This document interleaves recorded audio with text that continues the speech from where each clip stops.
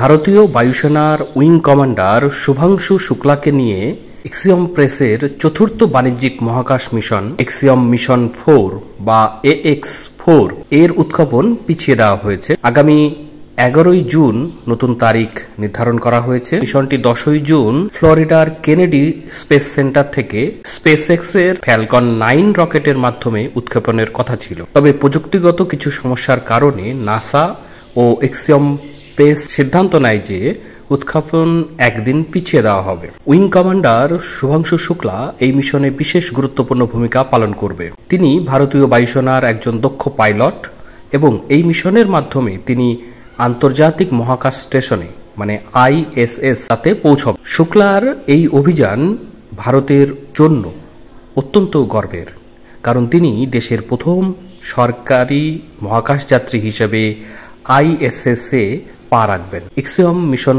4 এর মূল উদ্দেশ্য হল বৈজ্ঞানিক গবেষণা ও প্রযুক্তি পরীক্ষা করা। মিশনে অংশগ্রহণকারী স্ক্রু সদস্যরা ISS এ অবস্থান করে বিভিন্ন ধরনের গবেষণা চালাবেন, যার মধ্যে রয়েছে মাইক্রোগ্র্যাভিটি পরিস্থিতিতে মানবদেহের প্রতিক্রিয়া, নতুন প্রযুক্তির পরীক্ষা এবং শিক্ষামূলক কার্যক্রম।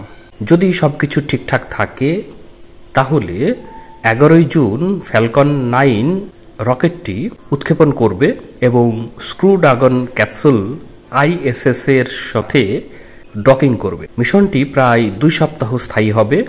এরপর স্ক্রু সদস্যরা পৃথিবীতে ফিরে আসবে। ভারতের মহাকাশ অভিযানে নতুন অধ্যায় রচিত হবে এই মিশনের মাধ্যমে।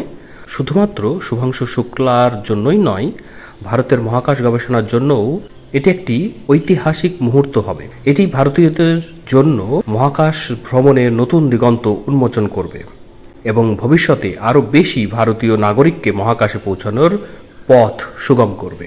তাই সবাই এখন 11ই জুনের উৎক্ষেপণের দিকে তাকিয়ে রয়েছে, যেখানে শুভাংশু শুক্লা ও তার সহযাত্রীরা মহাকাশের অজানা রহস্য উন্মোচনের যাত্রা শুরু করবে।